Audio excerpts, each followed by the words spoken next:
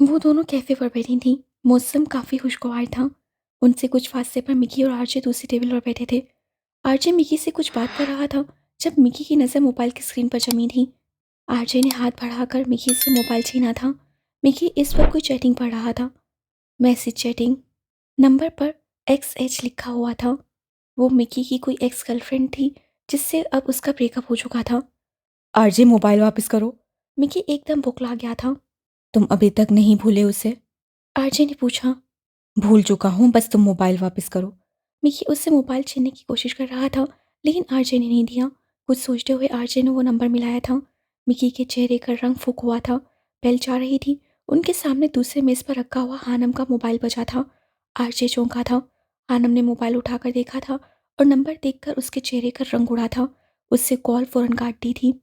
RJ ने दोबारा call मिलाई थी। इस बार फिर हानम के मोबाइल पर रिंग हुई थी। हानम ने कांपते हाथों से कॉल रिसीव की थी। हेलो। उसकी आवाज़ में गुस्सा और खौफ दोनों थे। आरजे को वो मंजर साफ दिखाई दिया था। कॉल उठाने वाले और हेलो बोलने वाली खानम थी। आरजे को यूनिवर्सिटी की बिल्डिंग अपने सर पर गिरती हुई महसूस हो रही थी। उसे झटके से मिकी की तरफ देखा था जो फीके पड़ते चेहरे के साथ कभी हानम तो कभी आरजे को देख रहा था। उसे आरजे को देखते हुए नफी में सा हिलाया था जैसे कह रहा हो मत करो आरजे।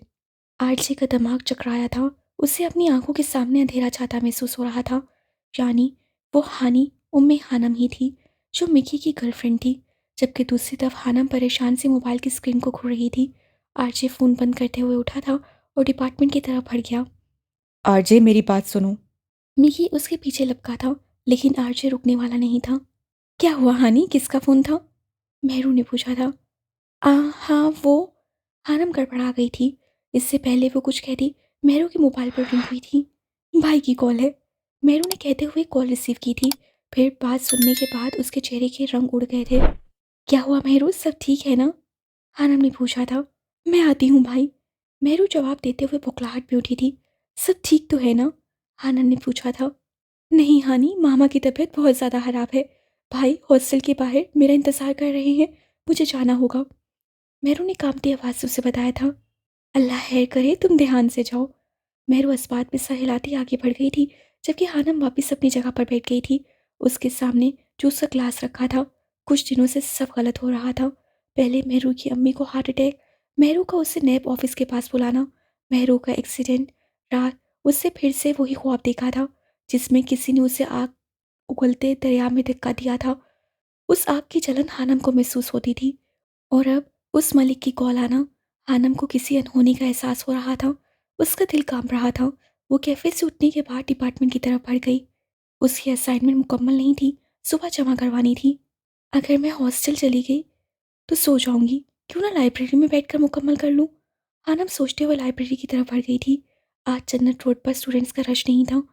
रोड और कैफ़े खाली खाली सा नज़र आ रहा था। पहली वजह तो ये थी कि जनरल रोड के दोनों तरफ तकरीबन 8-10 डिपार्टमेंट थे जिनमें से कुछ डिपार्टमेंट्स के फाइनल पेपर्स लेट हुए थे और अब उन्हें सेमेस्टर ब्रेक थी। इससे काफ़ी डिपार्टमेंट बंद थे। जबकि दूसरी वजह ये थी कि इस दिन फेसिस ऑडिटोरियम में टेक्नोलॉजी पर एक बहुत बड़ा सेमिनार था जिसमें बड़ी बड़ी शख्सियात ने शिरकत करनी थी। उनके डिपार्टमेंट के भी तकरीबन सभी स्टूडेंट्स वहाँ गए हुए थे। अनम का सेमिनार में जाने का मूड नहीं था। वो लाइब्रेरी में बैठी इन हमाक से असाइनमेंट बना रही थी जब उसके मोबाइल पर वाइब्रेशन हुई। लाइब्रेरी में एक दो स्टूडेंट से हानम ने मोबाइल देखा। मलिक की कॉल थी जो भी कुछ देर पहले भी आई थी और वो महरूम में उलझकर भूल गई थी। नंबर देखकर हानम की तेवरी चढ़ी थी। उससे गुस्से से कॉल उठाई थी। हेलो। हानम की आवाज़ में भी गुस्सा झलक रहा था। कैसी हो मिस हानी? काटदार आवाज़ से पूछा गया था। जरा डिपार्टमेंट के ग्राउंड में तशरीफ लाएंगी आप? इससे पहले हानम कुछ बोलती वो दोबारा बोला था। हानम को आवाज़ जानी पहचानी महसूस हुई थी। उसकी एक कमज़ोरी थी, वो आवाज़ों में जल्दी से फ़र्क महसूस नहीं कर पाती थी। अगर मेहरू भी किसी अनजान नंबर से उसे कॉल करती थी तो हानम काफ़ी देर बाद उसे पहचानती थी। क कौन? हानम का गला खुश्क हुआ था। हाँ हाँ हाँ। दूसरी तरफ से आरजे का कहका बुलंद हुआ था। वो उसके कहके लगाने के अंदाज से पहचान गई थी। जरा ग्राउंड में तशरीफ ले आए, फिर बताता हूँ। वो कहकर फ़ोन बंद कर चुका था। हानम को अपनी रूह फना होती महसूस हो रही थी। मलिक ही आरजे है? नहीं, ये नहीं हो सकता। हानम का दिल डूब गया था। उसे जिस बात का डर था वही हुआ था। मलिक नाम के डर का सांप उसके सीने में कुंडली मारे बैठा था, जो आज उसके अंदर से निकला था। हानम के हाथ और टांगें बाकायदा कांप रही थीं। मोबाइल उसके हाथ से छूटकर गोद में जा गिरा था। वो हुश्क होते हल के साथ हालात को समझने की कोशिश कर रही थी। ये उन दिनों की बात है जब वो फर्स्ट ईयर में थी और उसने नया नया कॉलेज जाना शुरू किया था। मेहरू और वो दोनों एक ही कॉलेज में पढ़ती थीं। कॉलेज घर से काफ़ी फासले पर था। ज़रा देर हो जाने के बायस आसिया बेगम काफ़ी परेशान होती थीं। कुछ पैसे जमा करने के बाद उन्होंने हानम को एक छोटा सा अलग मोबाइल लेकर दिया था। बेशक उनके घर में गुर्बत थी, लेकिन ज़िंदगी एक पुरसुकून नदी की मानंद बह रही थी और उस नदी में पहला पत्थर मलिक के आने से पड़ा था। फर्स्ट ईयर में उन्होंने कॉलेज में सीनियर क्लासेस को फेयरवेल पार्टी दी थी। मेहरू अपना स्मार्टफोन लाई थी, जबकि कॉलेज में सिर्फ लड़कियां ही थीं, इसलिए वो दोनों खूब अच्छे से तैयार हुई थीं। मेहरू ने अच्छी अच्छी काफ़ी फ़ोटोज़ बनाई थीं। वो दोनों बहुत प्यारी लग रही थीं, खास तौर पर हानम, और शायद यही उसकी बदकिस्मती थी। मेहरू, ये कौन है? मिकी मेहरू के मोबाइल में फंक्शन की तस्वीरें देख रहा था जब उसकी नज़र मेहरू के साथ खड़ी मुस्कुराती हानम पर पड़ी थी। ये हानि है, मेरी बेस्ट फ्रेंड, मेहरू ने जवाब दिया था। ये प्यारी है, मासूम भी। हाँ, ये बहुत अच्छी और नेक लड़की है, मेहरू ने सरसरी से अंदाज में जवाब दिया था। मेहरू के नेक कहने पर मिक्की दिल में हंसा था। अच्छा यार, चाय तो पिला दो, इतने दिनों बाद घर आया हूँ। मिक्की ने शिकवा किया था और मेहरू अस्बात में सर हिलाती कमरे से चली गई थी। मिक्की ने हबासत से हंसते हुए हानम का नंबर उसके मोबाइल से ले लिया था। पता चल जाएगा कितनी नेक और पारसा है। वो शैतानी हंसी हंसा था। हेलो हानी। हानम अपने केमिस्ट्री का टेस्ट याद कर रही थी जब उसके मोबाइल पर बेल हुई थी। अजनबी नंबर देखकर उसे हैरानी हुई थी। मिकी ने मेहरू के मोबाइल से नंबर लेने के पूरे 1 माह बाद हानम को मैसेज किया था। कैसी हो? हानम अभी सोच ही रही थी कि ये नंबर किसका था, तभी दूसरा मैसेज मौसूल हुआ। वो शशोपंच में मुबतला थी कि रिप्लाई करे या ना करे, तभी उसके नंबर से कॉल आई थी। हानम ने कॉल रिसीव की थी। हेलो हानी, मैं मलिक। लड़की की आवाज़ और उसके मुंह से अपना नाम सुनकर हानि दंग सी रह गई थी। उससे फ़ौरन कॉल काटने के बाद मोबाइल बंद कर दिया था और फिर ये सिलसिला बंद नहीं हुआ था। रोज़ सुबह और शाम मैसेज आने लगे, कभी हुसैन के कसीदे पढ़े जाते तो कभी उसकी मासूमियत के। हानम को समझ नहीं आ रहा था कि उसे तंग करने वाला कौन था। जहाँ मेहरू उसे अपनी छोटी छोटी बात बताती थी, वहीं हानम अपने बड़े से बड़े राज उससे छुपाती थी। ये उसकी फितरत थी शायद। आखिर तुम कौन हो, क्यों मुझे तंग करते हो? आनम ने झुंझलाकर पूछा था। तुम पर मरमिटा हूँ, दोस्ती का हुआ हूँ। उसकी बेबाकी पर हानम के चेहरे पर नागवारी उभी थी और उससे कोई जवाब नहीं दिया था। पहली लड़की है यार जो काबू नहीं आ रही, 2 माह हो गए हैं। मिकी आर्ची के सामने सोफे पर पड़चमा हफासत से कह रहा था। लगे रहो, एक न एक दिन मान जाएगी।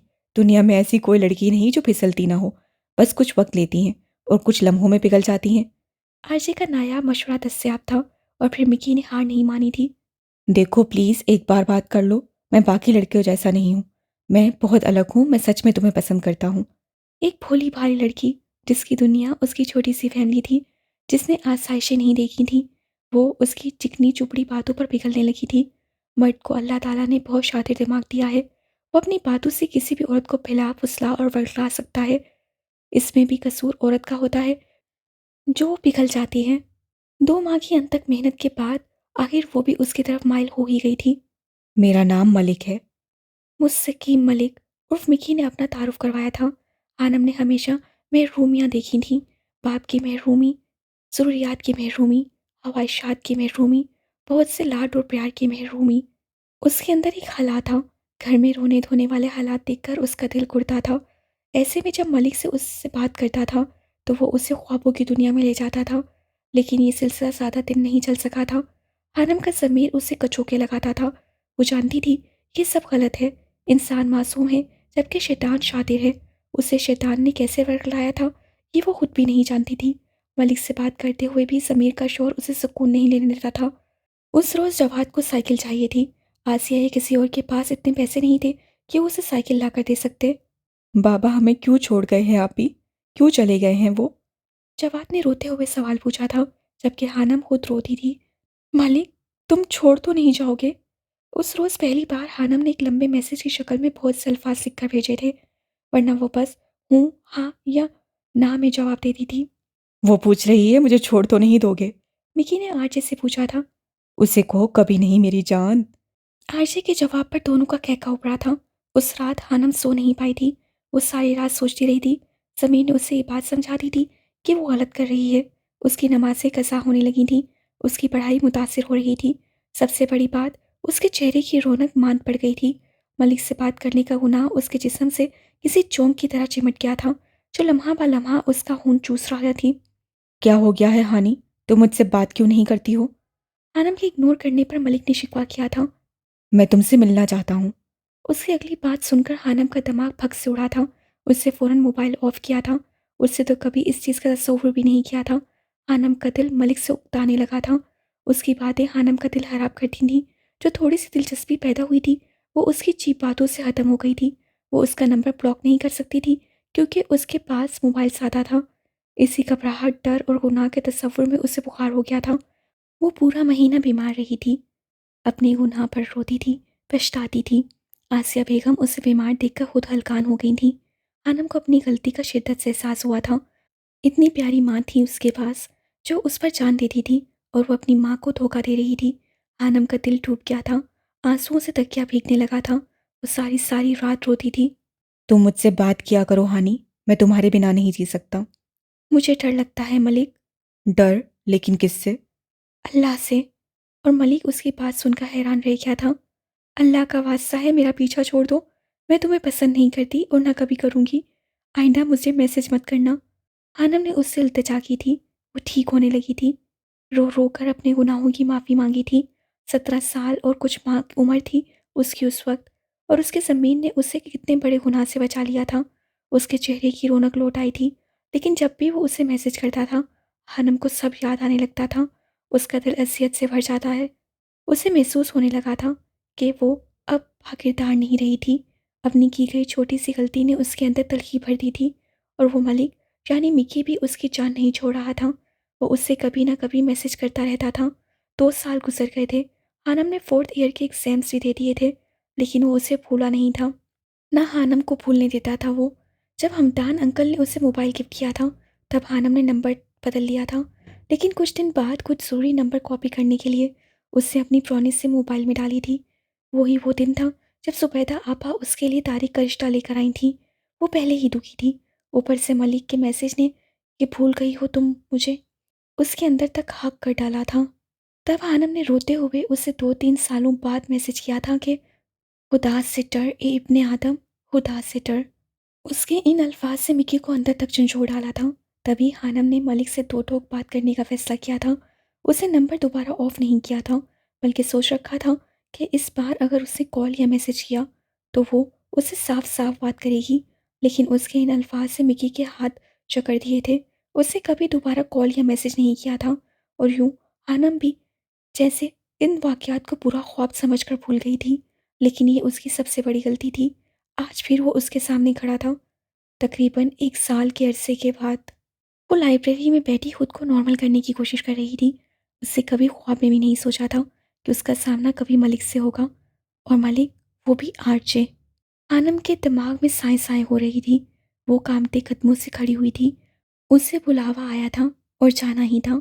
होती घसीटती वो ग्राउंड की तरफ बढ़ गई थी, जहाँ अचल उसका इंतजार कर रही थी। आरजे, मेरी बात समझने की कोशिश करो। जो तुम कर रहे हो वो ठीक नहीं है। मिकी ने ग्राउंड में रखे लकड़ी के बेंच पर बैठे आरजे से कहा था, जो अपनी उंगलियों की मदद से अपनी कटपटियों को सहला रहा था। मैं सब जानता हूँ, तुम अपनी बकवास बंद करो। आरजे दौड़ा था। तब उसकी नज़र बैग थामे उनकी तरफ कदम बढ़ाती हानम पर पड़ी थी। तेज़ हवाएं उसके दुपट्टे को उड़ाकर ले जाने की कोशिश कर रही थीं, लेकिन उससे अपनी चादर को अच्छी तरह से संभाला हुआ था। उसे अपनी तरफ आता देखकर मिकी के दिल को कुछ हुआ था। आइए आइए, मैडम हानि, आप ही का इंतज़ार हो रहा था। जैसे ही वो उनके करीब पहुंची थी, आरजे ने सहन लहजे में कहा था, यहाँ क्यों बुलाया है मुझे? आनम का लहजा सख्त था। बताते हैं, इतनी भी क्या जल्दी है? जाएं, पहले वो पढ़ें। आरजे ने उसे ग्राउंड में लगे पौधे की तरफ इशारा किया था, जिस पर एक इश्तिहार लगा था। हानम उलझन सदा चेहरे के साथ उस पौधे की तरफ बढ़ गई। सफ़ेद कागज़ पर लिखे लफ्ज़ों को पढ़कर हानम की रूह फना हो गई थी। वो उसकी और मिकी की बातें थीं। ऊपर उसका नाम और नंबर लिखा था। आरजे ने उनकी कन्वर्सेशन के स्क्रीनशॉट लेकर उनके प्रिंट निकलवाए थे। ग्राउंड में हर तरफ, दीवारों और पौधों पर वो प्रिंट चस्पा थे। वो करंट खाकर पलटी थी। लड़कियों को लगता है वो अपनी तरफ से अगर पैगामात और नंबर ख़त्म कर देंगी तो सब ख़त्म होकर पहले जैसा हो जाएगा। लेकिन ये लड़कियों की खामख्याली होती है। वो पैगामात हमेशा के लिए नामा माल और मर्द के पास महफूज रहते हैं। नामा माल से तो शायद तौबा और नदामत के आंसू इन पैगामात और गुनाहों को मिटा दें, लेकिन एक मर्द के पास से इन गुनाहों को मिटाना नामुमकिन है। आज उसके गुनाह अस्ते का रूप धार कर उसे निकलने को तैयार खड़े थे। वो 3-4 साल पहले डर गई थी कि रब की पकड़ बड़ी शदीद है, और आज वो पकड़ में आ चुकी थी। हानम का दिल इतनी ज़ोर से धड़क रहा था जैसे अभी पस्सियाँ तोड़कर बाहर निकल आएगा। उससे खुश्क होते होंठों पर जुबान फेरी थी। आसमान पर स्याह बादलों ने अंधेरा सा कर दिया था और कुछ ऐसी ही स्याही उसके मुकद्दर पर मलती गई थी। वाह मिस हानम वाह! जिस लड़की का यूनिवर्सिटी में कोई बॉयफ्रेंड नहीं, वो लड़की मिकी मलिक की जीएफ निकली। वाह! आरजे का लहजा काटदार था। उसने तालियां बजाकर दाद दी थी। हानम को एक और झटका लगा था। मुस्तकीम मलिक। उसे कभी गौर क्यों नहीं किया था कि मिकी ही मलिक हो सकता था, और वो मेहरू का कज़न भी था। उसके पास नंबर भी आ सकता था। हानम ने मिकी को देखा था, जो नजरें चुरा गया था। आरजे मेरी बात सुनो। मिकी ने कुछ कहना चाहा। तुम खामोश रहो। मिकी की बात पर आरजे खड़ा था। मैंने दुनिया में मुनाफिक लोग देखे हैं, लेकिन तुमसे कम। वो हानम की तरफ बढ़ा था। हानम की पूरी जान कांप रही थी। मैंने शादी लड़कियां देखी हैं, लेकिन तुमसे कम। क्या कहा था तुमने कि मेरी रूह से गलाज़त लिपटी है? अपने बारे में क्या हाल है तुम्हारा? वो सूर फूंक रहा था और हानम जलकर खाक हो रही थी। उसके पास अपनी सफाई में कहने को कुछ नहीं था। सारे सबूत उसके खिलाफ थे। वो कुछ नहीं कर सकती थी। आसमान पर पहली स्याही किसी तूफान की आमद का पता दे रही थी। मुझे ज़िंदगी में पहली बार महसूस हुआ था कि उम्मे हानम दुनिया की सबसे अलग लड़की है, लेकिन तुम तो सबसे बुरी निकली। आरजे ने अपने चेहरे पर हाथ फेरा था। उसके बाल बिखरे पड़े थे। बड़ा गरूर था ना तुम्हें अपने किरदार पर। लेकिन किस बात का गरूर? ये कागज़ देख रही हो? ये तुम्हारी बदकिरदारी का मुंह बोलता सबूत है। हानम आंखें मीच गई थी। वो शायद आंखों में आई नमी को छुपाने की कोशिश कर रही थी। कुछ दिन पहले इसी ग्राउंड में वो दोनों इसी मौसम में बैठे दुनिया के हसीन तरीन लोग रख रहे थे, और आज उसी ग्राउंड में उनकी बदौलत इतनी बदसूरती फैली थी। वो जिस लड़की को मैंने दुनिया में पहली बार नेक समझा था, वो मेरे ही दोस्त की गर्लफ्रेंड निकली, यकीन नहीं होता। वो खुद भी चल रहा था। इस वक्त आरजे का दिल कर रहा था वो हर चीज़ को भस्म कर दे। मिकी को, हानम को, और फिर खुद को भी। उसकी आंखें शोले उगल रही थीं और हानम भस्म हो रही थी। दुनिया में आरजे को इतनी नफरत किसी से नहीं हुई थी जितनी इस वक्त उसे अपने सामने खड़ी उस लड़की से हो रही थी। ये तो सुना था कि 900 चूहे खाकर बिल्ली हज को चली। आज देख भी लिया। हानम का दिल किया था ज़मीन फटे और वो उसमें दफन हो जाए। तुम्हें तो सबसे अलग समझा था, लेकिन तुम भी वही निकली ना। थर्ड क्लास, माँ बाप से छुपकर मर्दों से बातें करने वाली। आरजे ने गोया ताबूत में आखिरी किल ठोका था। हानम ने मुट्ठियां भींची थीं। असियत की एक गहरी लहर उसके जिस्म और जान में फैल गई थी। हानम और उसका किरदार इतना बदसूरत था, ये हानम को आज पता चला था। सुनो, बस मिकी ही था या फिर और भी थे? किसी तो मिली होगी ना। और अब कितने लड़कों से चक्कर है तुम्हारा? वो इस तरह से बोलता नहायत भूंडा लग रहा था। हानम ने कुछ कहे बिना वापसी की तरफ कदम बढ़ाए थे। डिपार्टमेंट के बाहर अचल मुंह खोले उसके इंतजार कर रही थी। सब खत्म हुआ था, सब कुछ, और वो खुद भी। तुम ऐसे नहीं जा सकती। आरजे चिल्लाया था। हानम के कदम रुके थे। बारिश ने हानम के हाथ होते वजूद पर पहली बूंद बरसाई थी। वो मरे मरे कदमों से मिकी की तरफ बढ़ी थी। उसने अपनी चादर को हिलने नहीं दिया था। तुम तो मुस्तकीम थे ना। मैं औरत थी, भटकना मुकद्दर था, भटक गई। अल्लाह ने हमेशा मुस्तकीम को सरात के साथ रखा है। सरातुल मुस्तकीम, सीधा रास्ता। तुम कैसे भटक गए? तुम तो मुस्तकीम थे। कितनी इल्तिजाएं की थी कि माफ़ कर दो मुझे। नहीं किया ना। तुम तो कर सकते थे ना। तुम तो मुस्तकीम थे। वो रो रही थी। उसकी आवाज़ रोन चुकी थी। वो उसकी आंखों में देख रही थी। मिकी का दिल कांपा था। वो कुछ कहने लगा था, लेकिन हानम आरजे की तरफ हट गई थी। जो कुछ आपने कहा बिल्कुल ठीक कहा। एक एक लफ्ज़ सच्चा है। मैं किसी चीज़ से इनकार नहीं कर रही, लेकिन मेरी एक दुआ है। जिस दिन हर ज़ी रूह को ज़िंदा किया जाएगा और मुर्दों को कब्र से उठाया जाएगा ना, मेरी दुआ है कि हमारा उस दिन भी सामना ना हो। आनम ने आंखों में आई नमी को हाथ की दातेली से रगड़ते हुए कहा। वो पलटी थी। तुम जैसी मुनाफिक लड़की को देखना भी कौन चाहेगा? आरजे ने चिल्लाकर कहा था। डिपार्टमेंट से बाहर जन्नत रोड जहन्नुम का रूप धारे आग के शोले उगल रही थी। आज हानम सब हार गई थी। अपनी मासूमियत, अपनी हंसी, अपना किरदार, अपना इत्मीनान, अपनी नेकनामी, अपनी साथ और शायद अपनी ज़िंदगी भी। उसकी सांसों की डोर उलझ रही थी। हानम को अपना सांस रुकता हुआ महसूस हो रहा था। बारिश किसी तूफान की तरह बरस रही थी। मिकी ने नम आंखों से उसे डिपार्टमेंट से बाहर जाते हुए देखा था और फिर सब खत्म हो गया था। ये तुमने अच्छा नहीं किया आरजे। मिकी उसकी तरफ बढ़ा था। तुम अपनी बकवास बंद रखो। आरजे ने मिकी को धक्का दिया था। वो लड़खड़ाकर पीछे हटा था।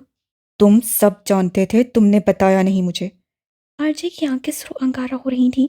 तेज हवा के साथ बारिश पत्थरों की मानद उनके जिस्म से टकरा रही थी।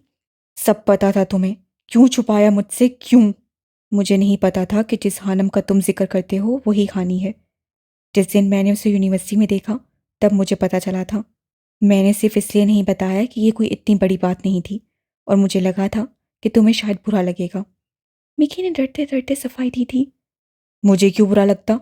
क्यों बुरा लगता? हाँ, तुम मुझे पहले बता देते तो मेरे जहन में उसकी अच्छाई का हाका ना बनता। आरजे का दिल जल रहा था, लेकिन क्यों, ये वो खुद नहीं जानता था। मुझे लगा शायद तुम हानम को पसंद करते हो इसलिए। पसंद? माय फुट, ऐसी लड़कियां नफरत के काबिल भी नहीं होती। पहले भी ऐसी 1000 लड़कियां हमारी जिंदगी में आई हैं। पहले तो तुमने कभी ऐसे रिएक्ट नहीं किया, फिर आज क्यों? मिकी ने सवाल उठाया था। क्योंकि वो लड़कियां जैसी होती हैं वैसी दिखती हैं। अच्छाई का लबादा पहनकर मर्दों को गुमराह नहीं करती। आरजे ने मुंह पर हाथ फेरकर बहते पानी को साफ किया था। वो अच्छी लड़की है आरजे, तुमने उसके साथ अच्छा नहीं किया। तुम उसकी इतनी तरफदारी क्यों कर रहे हो?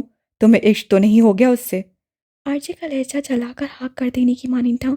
मिकी साकित हुआ था। दुनिया में वाहिद लड़की हानम है जिसकी मैंने दिल से इज्जत की है। मिका का लहजा उसकी बात की सच्चाई का इतराफ कर रहा था। क्या अच्छा है उसमें? क्यों करते हो तुम उस बदकिरदार लड़की की इज्जत? उसका तुमसे अफेयर रहा है। Shut up RJ, just shut up. Mickey चिल्लाया था। उससे पहली बार आरजे के सामने इस तरह बात की थी। बदकिरदार नहीं है वो, ये तुम भी जानते हो। पूछो अपने दिल से। और जहां तक बात है उसकी पारसाई की, तो मैं गवाह हूं। हाँ, मैं गवाह हूं उम्मे हानम की पाकीज़गी, उसके ईमान का। आरजे गुस्से से मुट्ठियां भींच कर रह गया था। ऐसा पहली बार हुआ था कि किसी लड़की की वजह से उनमें लड़ाई हुई थी। और आज मैं वो कन्वर्सेशन डिलीट करने वाला था जब तुमने मेरे हाथ से मोबाइल छीना। और मेरा कोई गलत रिश्ता नहीं था उससे, कभी बन ही नहीं पाया। मेरी बातें और तुम्हारे डायलॉग, अगर तुम्हें याद हो, तो हानम को उस रास्ते पर घसीट ही नहीं पाए। उसकी हिफाजत की गई है। एक लड़कपन की नादानी की वजह से तुमने उसे बदकिरदार बना दिया। वाह! मिकी की आवाज़ रुंध गई थी। उसे हानम की हालत देखकर खौफ आया था। वो खामोश बिना बद्दुआ दिए चली गई थी और मिकी अल्लाह को मानने वाला था। इतना तो वो जानता था कि जो बद्दुआएं दी नहीं जाती वो तबाह कर देती हैं। पता है, जब उसने मुझसे कहा था कि खुदा से डर ए इब्ने आदम, खुदा से डर, मैं वाकई डर गया था। उसकी आंखों से आंसू पिसला था जो बारिश की बूंदें जज्ब होकर गुम हो गया था। मिकी अब ग्राउंड में लगे उन इश्तिहारात की तरफ बढ़ा था जो आरजे वहां लगाए थे। तेज बारिश ने उन इश्तिहारात को काफ़ी हद तक ख़राब कर दिया था। मिकी ने हाथ बढ़ाकर वो सारे इश्तिहारात उतारे और फिर फाड़े थे। आरजे लकड़ी के बेंच पर दोनों हाथों से सर थाम कर बैठा था। तेज तूफानी बारिश और बादलों की दिल दहला देने वाली गर्ज और चमक की वजह से डिपार्टमेंट के गेट के पास बने सिक्योरिटी रूम से कोई गार्ड बाहर नहीं निकला था। जो स्टूडेंट्स डिपार्टमेंट में मौजूद थे वो डिपार्टमेंट के अंदर कैंटीन और छोटे से लॉन में बारिश से लुत्फ उठा रहे थे। मिकी ने अपने कदम डिपार्टमेंट से बाहर की जाने बढ़ा दिए थे। पूरे जन्नत रोड के दोनों तरफ दीवारों पर लगे इश्तिहारात वो अपने हाथों से पढ़ रहा था, जिस पर उम्मे हानम का बाकायदा नाम, सेमेस्टर और रोल नंबर वाज़िया था। मिकी के जाने के 15 मिनट बाद वो अपनी जगह से उठा था। आरजे को अपना दिमाग घूमता महसूस हो रहा था। वो जन्नत रोड पर पैदल चल रहा था। वो खुद नहीं जानता था कि उसने अपने साथ क्या किया था। वो खुद नहीं जानता था उसने आज क्या खोया था। उसके दिमाग में बस गुस्सा और नफरत भरी थी। वो अपनी नफरत में इतना अंधा हो गया था कि उसे ये नजर नहीं आया कि जन्नत रोड के दोनों तरफ एक भी इश्तिहार नहीं था। अल्लाह ने उनके दिलों और उनके कानों पर मोहर लगा दी है और उनकी आंखों पर पर्दा पड़ गया है। वो सख्त सज़ा के मुस्तहिक हैं। अलबकरा। हाना नहीं जानती थी उससे डिपार्टमेंट से हॉस्टल का फ़ासला कैसे तय किया था। उसका दिमाग साए साए कर रहा था। कमरे में आने के बाद उससे दरवाजे को कुंडी लगाई थी। अल्लाह! बैग बेड पर फेंकने के बाद उसकी दिल दहला देने वाली चीख उभरी थी। बाहर बादलों की गर्ज और चमक में उसकी चीख कहीं दब कर रह गई थी। वो फर्श पर बैठ गई थी और अपने सर को घुटनों में दिए हंसियाने अंदाज में रो रही थी। कितनी दुआएं मांगी थी उसने अल्लाह से, कुछ भी हो जाए, उससे उसी कम उम्र में की एक छोटी सी नादानी की वजह से रुस्वा ना किया जाए। वो कभी किसी शख्स के राज फाश नहीं करती थी और उससे अल्लाह से बदले में यही उम्मीद लगाई थी। फिर कैसे आज उसे रुस्वा कर दिया गया। आनम का दिल फट रहा था। उससे ज़िंदगी में पहली बार मौत की ख्वाहिश की थी। इतनी तस्लील, इतनी रुसवाई। आनम को लग रहा था जैसे उसके दिमाग की कोई रग फट जाएगी। क्यों हुआ था उसके साथ ऐसा? अल्लाह! उसका रुआं रुआं तड़प रहा था और अल्लाह को पुकार रहा था। उसका सिसकियाँ लेता वजूद आहिस्ता आहिस्ता साकित हुआ था और फर्श पर ठह गई थी। माहम, तुम्हारी हानि से बात हुई है क्या? आसिया बेगम ने माहम से पूछा था। नहीं अम्मी, माहम ने मोबाइल से नज़रें उठाकर जवाब दिया था। पता नहीं, मेरी कल से उससे बात नहीं हुई। अजीब सा दिल हो रहा है, अल्लाह खैर करे। अम्मी, आप फ़ोन कर लें, माहम ने मशवरा दिया था। कब से नंबर मिला रही हूँ, बेल जा रही है, लेकिन वो फ़ोन नहीं उठा रही। आसिया बेगम के लहजे में वाज़िया परेशानी थी। अच्छा, आप परेशान ना हो, मसरूफ़ होंगी या सो गई होगी। उसका मोबाइल अक्सर साइलेंट पर होता है, जब देखेगी तो कर लेगी आपको फ़ोन। माम ने हौसला दिया था, लेकिन आसिया बेगम के दिल को करार नहीं आया था। वो बेचैनी में बार बार हानम का नंबर मिला रही थी। एक अजीब से एहसास के साथ हानम की आंख खुली थी। कमरे में अंधेरा था। अजान की आवाज़ आ रही थी।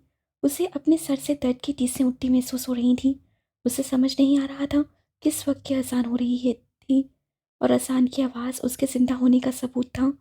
वो ठंडे फर्श पर ऊंधे मुंह पड़ी थी। दिमाग में एक फिल्म सी चलने लगी थी। हानम की सिसकी उभरी थी। अम्मी! वो फिर रो दी थी। दिमाग से उठने वाला दर्द उसे पागल कर रहा था। फ़ोन की घंटी बज रही थी। हानम में उठने की हिम्मत नहीं थी। मुश्किल से उससे बेड तक पहुंचकर बैग से फ़ोन निकाला था। मोबाइल की तेज़ रोशनियां उसकी आंखों से टकराईं तो उसके दिमाग में एक चुभन सी हुई थी। आसिया बेगम का फ़ोन था। हानम का दिल तड़प उठा था। हेलो अम्मी! हानम की आवाज़ सही निकल रही थी। कहाँ हो तुम हानी? मैं कब से फ़ोन कर रही हूँ, फ़ोन क्यों नहीं उठा रही हो? आसिया बेगम परेशान सी पूछ रही थी। अम्मी! हानम रोती थी।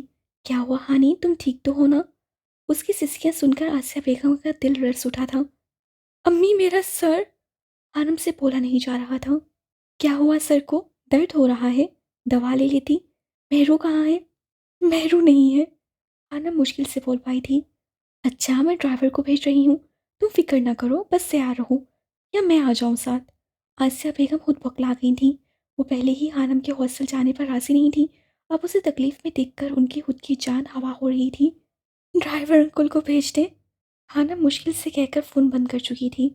उसे रोशनी तकलीफ दे रही थी। बैग से बोतल निकालकर एक घूंट पानी पिया था। वो सोचना नहीं चाहती थी, लेकिन आरजे का हिकारत भरा लहजा और आंखें बार बार उसके सामने आ रही थीं। उससे कमरे में लगा जीरो बल्ब रोशन करके अपने कुछ कपड़े बैग में रखे थे। अपने गीले कपड़े बदलने की उसमें सकत नहीं थी। उसका वजूद अभी भी कांप रहा था। सिसकियां थमने का नाम नहीं ले रही थीं। ड्राइवर का इंतज़ार करते करते एक बार फिर वो बेहोशी की दुनिया में चली गई थी। परेशान मत हो आसिया, सब ठीक होगा इंशाल्लाह। हमदान अंकल उन्हें समझा रहे थे। हमदान, मेरी बच्ची सिसकियों से रो रही थी और ऐसा इस वक्त होता है जब वो शदीद तकलीफ़ में हो। हमदान अंकल कुछ देर पहले ऑफिस से आए थे। आसिया बेगम को यूं परेशान और आंसू साफ करता देख वो खुद परेशान हो गए थे। तो मुझे कॉल कर देती, मैं चला जाता हानि को लेने, या फिर खुद चली जाती। बस अब ड्राइवर उसे लेकर आता ही होगा, तुम परेशान मत हो। वो उन्हें दिलासा दे रहे थे। ऊपर से मौसम इतना तूफानी हो रहा है, मेरा दिल जाने क्यों बहुत घबरा रहा है। अच्छा, मैं रहीम को कॉल करके पूछता हूँ, तुम परेशान मत हो। वो अपना मोबाइल निकालते हुए उठ खड़े हुए थे। दरवाजे पर दस्तक की जोरदार आवाज़ उसके दिमाग पर हथौड़े की तरह लग रही थी। हानम ने मुश्किल से आंखें खोली थीं। उम्मे हानम, तुम्हारे घर से ड्राइवर तुम्हें लेने आया है। वो कब से भाई तुम्हारा इंतज़ार कर रहा है। ये हानम के साथ वाले रूम की लड़की थी। हानम मुश्किल से उठी थी और फिर दरवाज़ा खोला। बाहर अंधेरा फैल गया था। बारिश अभी भी हल्की हल्की सी जारी थी। कभी ये मौसम हानम की जान होता था और आज इसी मौसम में उसकी जान ली गई थी। क्या हुआ, तुम्हारी तबीयत तो ठीक है? हमना ने उसकी सुर्ख और सोचन सदा आंखों को देखकर पूछा था। नहीं, तबीयत ठीक नहीं है, हानम ने आंसू का गोला गले में ही रोकते हुए मुश्किल से जवाब दिया था। वो अपना बैग उठा लाई थी और टेबल पर पड़ा ताला भी उसके हाथ कांप रहे थे। लाओ, मैं लगा देती हूँ। हमना ने उसके हाथ से ताला पकड़ा था। हानम के कदम अब बाहर की तरफ उठ रहे थे। हमना ने परेशानी से उसे जाते देखा था। एंट्री गेट पर अंगूठा लगाने पर एंट्री करके वो बाहर निकल आई थी। लड़कियों की हंसी की आवाज़ें उसे पागल कर रही थीं। सब वहाँ खुश थे। बाहर कैंटीन में लड़कियों का रश लगा था। तेज़ रोशनियों में पौधों पर पड़े बारिश के कचरे मोतियों की तरह चमक रहे थे। अब वो हॉस्टल गेट से बाहर निकल आई थी। उसने एक अलविदाई नज़र अपने हॉस्टल पर डाली थी। आनम का दिल भर आया था। रहीम अंकल ने आगे बढ़कर उसका बैग पकड़ा था। वो गायब दिमागी से गाड़ी में बैठी थी। मैं कब से आपका इंतज़ार कर रहा हूँ हानि बेटा, आने में इतनी देर लगा दी। घर से साहब का कितनी बार फ़ोन आ चुका है। रहीम अंकल परेशानी से कह रहे थे, जबकि हानम आंखें बंद किए सीट से टेक लगाए होशो हर्ष से बेगाना पड़ी थी।